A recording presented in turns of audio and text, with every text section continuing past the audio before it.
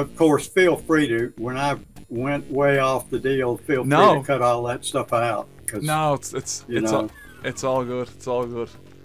But anyway, I was talking about Kevin Schilder, the guy that did the Heretic music, and because I asked him what inspiration did he get when he was doing the Heretic soundtrack, and he said he listened to the Doom score. He listened to all the stuff that you did, to kind of get inspiration for Heretic, and because the first song of Heretic also used the tritone. Quite a lot, yes. You know. So I think he kind of took what worked in Doom, which what you did, to adopt it to Heretic and the sounds of Heretic. So it's pretty cool. Like, you know, he took the stuff from from yourself and worked it into Heretic. Yeah. When I worked on Wolfenstein, I listened to a lot of martial music. Especially German, whatever. Back then there wasn't that much online. Right. But in fact, I may have even bought. Now I can't even remember where the door is. Hello. Oh, no, there it is. There you go. So I kind of locked you in. So I tried to. I loved this level. I thought this level was really, really cool. It's really awesome. Really open. Somebody's yelling me in the ear too. Who is that? There you are. That's me. So you have to hit this every time. I can't remember. Yeah, I think so. Oh, here we go. Yeah.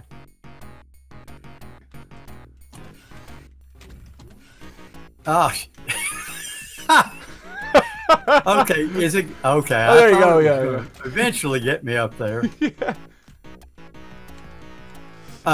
Yeah. So anyway, I listened to a bunch of martial music, and got a lot of inspiration from that. And of course, I decided right immediately that I was going to use their theme song just as is. Yeah. Except I made a minor version of it. I put it in a minor mode. Oh, okay, cool. Yeah. To make it unhappy for them, you know.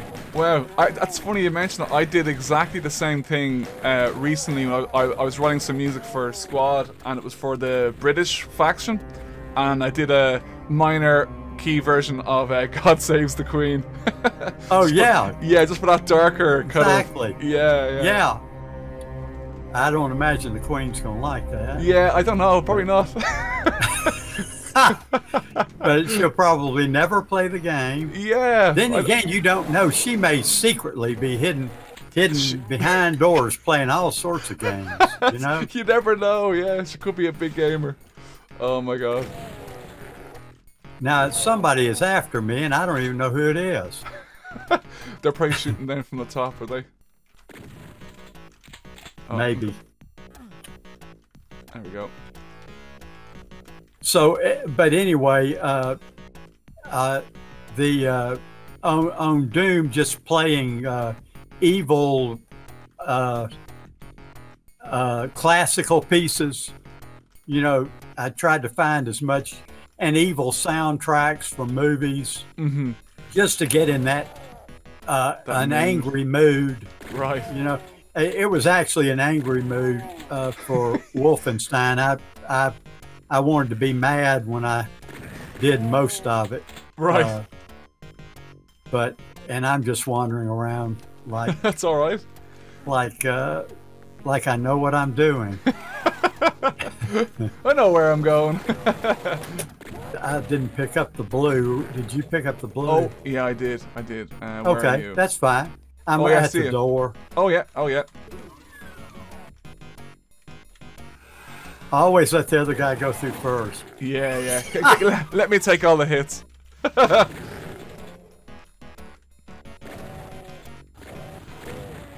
So what was now sorry, go ahead.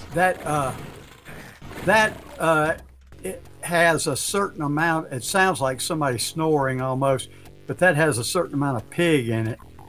Yeah, there it is. I used a recording of a pig. Right. And speaking of the sound effects, just for anybody who is not familiar with sound design and all that, there was the music that was going to play, and I knew what was going to be playing generally anyway. Mm-hmm. I tried to stay out of the frequency range of the sound effects. Oh, right. Or of the music when I did the sound effects, because I wanted the sound effects to cut through, through the music. Wow. And that was one power of having control over both of them. Otherwise, if someone else is working on the sound effects, they may get really on a frequency that you used a lot of. I mean, like I would have used. Oh, sorry. That's okay. That's okay. That was my me bad. I'll come back to you instead of playing. So that is the power of controlling both of those. That you control the sort of the frequencies that are being used, and they're not fighting one another, so to speak. Right. And there are very few sound effects in this game. Mm-hmm. I mean, there's not a whole lot compared to like when I worked on Duke Nukem. Mm-hmm. My God, I did 99% of the sound effects. Oh yeah, right. I probably did there got to be a couple of hundred sound effects in it at least, if not more.